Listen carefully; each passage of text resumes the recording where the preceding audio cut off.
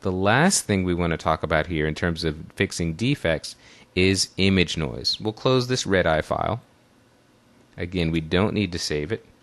We'll go back to our Chapter 6 folder and open up the file titled Noise 1. Let's zoom into this image at 100%. That's Command 1 on the Mac, Control 1 on the PC.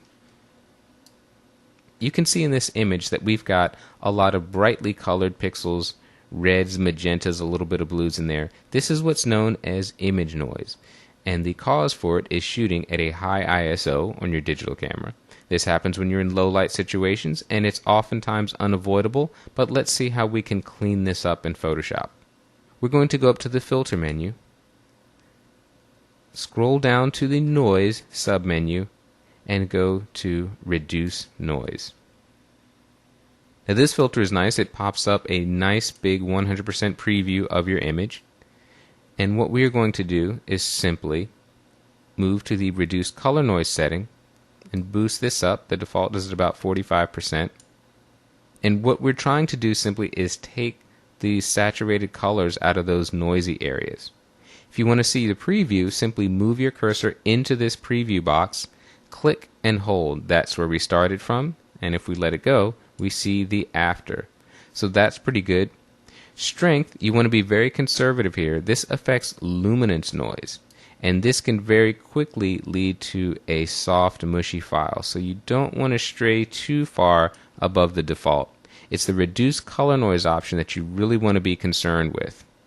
They have a basic and an advanced mode. In most cases, you're going to be fine with basic, but if you need to reduce image noise on a per channel basis, if you want to work differently on the red channel versus the green or the blue, for example, you can simply click on advanced. And now, instead of an overall strength setting, you can go and make changes per channel. For this image, the noise is fairly uniform over all three channels, so we're good in the overall setting and in the basic mode. Again, you want to use the reduce color noise option to get rid of as much color as you can. With sharpened details, you don't want to stray too far from the default in most cases. If you drag it all the way to the right, you're going to start to introduce artifacts to your image. And if you go all the way to the left, the image is going to be a bit softer than it really needs to be. If you're working with a JPEG that's been heavily compressed, you'll find this Remove JPEG Artifact button very handy. That can help remove some of the jaggedness or blockiness that you see in JPEGs that have been very heavily compressed.